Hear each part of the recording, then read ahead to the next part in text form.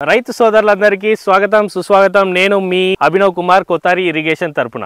బిర్యానీ అంటే ఎవరికి ఇష్టం ఉండదు. పేదవాడి నుంచి ధనికుడి వారికి అందరికీ ఇష్టమైనటువంటి బిర్యానీ. అందులో వెజ్ బిర్యానీ అంటే మనకు గుర్తుకొచ్చేది బీన్స్ లేకుండా బిర్యానీ లేదు. సో అలాంటి బీన్స్ని ఉత్పత్తి చేస్తున్న మన కొతారి ఇరిగేషన్ రైతు, అతను ఈ పంట ద్వారా అతను పొందినటువంటి లాభాలు, అతను ఇస్తున్న సూచనలను బట్టి బీన్స్ సాగునే అతను ఎలా సాగుబడి చేశాడు, దానిలోనే ఉన్నటువంటి మెలకువల్ని, సలహాలని, సూచనల్ని అతని మాటల్లో మనం తెలుసుకుందాం. పదండి, స్కిప్ చేయకుండా ఈ వీడియో చూడండి, తప్పకుండా మీకు నచ్చుతుంది.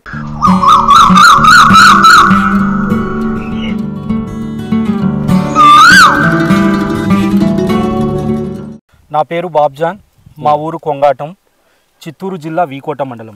బాబ్జాన్ గారు, ఇప్పుడు మీరు నాన్నగారితో పాటుగా ఈ సాగు చేస్తున్నారు కదా. ఇప్పుడు ఇంతకుముందు మీ నాన్నగారు నార్మల్ పారకం ద్వారా పంట పండించేవారు. తర్వాత మీరు హ్యాండ్ చేసుకున్నాక దాని లేటెస్ట్ టెక్నాలజీస్, డ్రిప్ ఇరిగేషన్ కానివ్వండి, మల్చ్ వేసి డ్రిప్ ఇరిగేషన్ ద్వారా పంట సాగుబడి చేస్తున్నారు కదా. అంతకుముందు ఉన్న సాగుబడికి ఈ సాగుబడికి గల తేడాలేంటి? మేము కొటారిని ఇంకా కొన్ని లాభాలు అయితే పొందినాము. ఎలా అంటే మాకు కూలి వాళ్ళ ఖర్చు చాలా తగ్గుతుంది. కొటారి మంచింగ్ పేపర్ వల్ల మాకు అయితే మంచి బెనిఫిట్ అయితే ఉంది. ఎందుకంటే గడ్డి పేపర్ వేసిన తర్వాత గడ్డి తొందరగా రావడం లేదు, క్వాలిటీ బాగుంది. ఇప్పుడు దాంట్లో కొటారి దీంట్లో మేమైతే బీన్స్ వేసినాం, మాకు బీన్స్ పంట అయితే బాగా వచ్చింది. కూలి వాళ్ళ ఖర్చు చాలా తక్కువ అయింది.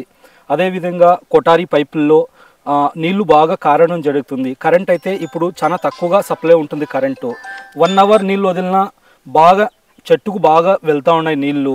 మంచి ఫలితం అయితే మాకైతే ఉంది. ఎట్లా బెనిఫిట్ వస్తున్నాయంటే, ఇప్పుడైతే ఒక ఎకరా మనకు కరెంట్ వచ్చేటప్పుడు చాలా తక్కువ టైం ఇస్తూ ఉన్నారు. ఇప్పుడు ఆ కరెంట్ని ఇంకా మనకు ఒక ఎకరా పారగొట్టాలంటే చాలా ఇబ్బందిగా ఉండింది. ఇప్పుడు డ్రిప్ సిస్టమ్ అయితే వచ్చిందాన్ని ఇంకా ఒక ఎకరా పారగొట్టాలంటే మినిమం 2 అవర్స్లో ఆ ఎకరాన్ని అయితే పారగొట్టగలుగుతున్నాం.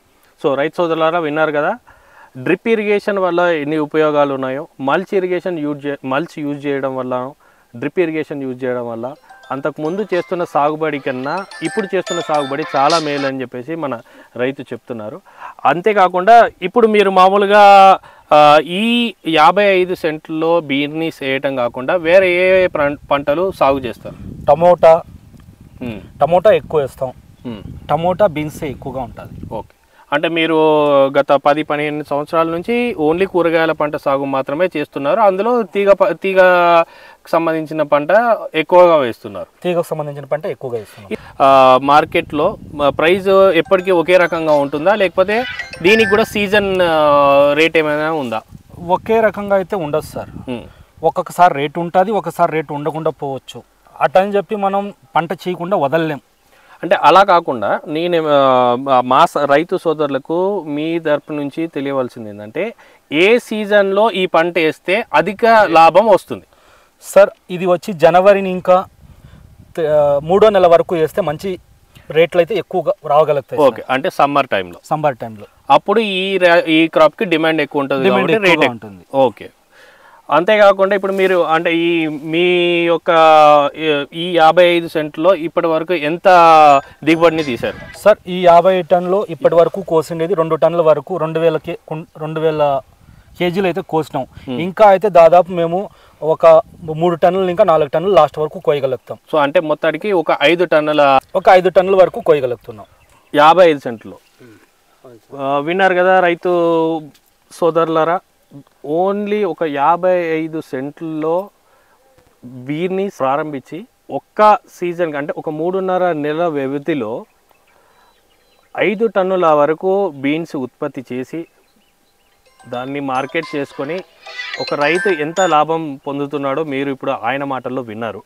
సో మీరు కూడా ఇలాంటి పంటలు సాగు చేయడానికి ఎలాంటి ఇప్పుడు ఈ రైతు చెప్పినటువంటి మెలకువలే కాకుండా మీకున్న ఎటువంటి డౌట్స్ అయినా అడగడానికి మీరు మా కొతారి ఇరిగేషన్ కృషి మంత్రం ఛానల్ని లైక్ చేసి, సబ్స్క్రైబ్ చేసి, షేర్ చేశారంటే మీకు ఇలాంటి ఎన్నో వీడియోలు మేము ఎప్పుడు మీకు అందుబాటులో తీసుకొస్తాం. అలా కాకుండా ఇప్పుడు మీకు ఈ క్రాప్ గురించి కానీ వేరే ఏ క్రాప్ గురించి కానీ సందేహాలు, సలహాలు, సూచనలు ఉంటే మీరు మా కమెంట్ బాక్స్లో మెన్షన్ చేయండి. దానికి మేము మీకు సమాధానం చెప్తాం. I am Kotari irrigation. Irrigation జై జవాన్ జై జవాన్ జై కిసాన్. జై కిసాన్.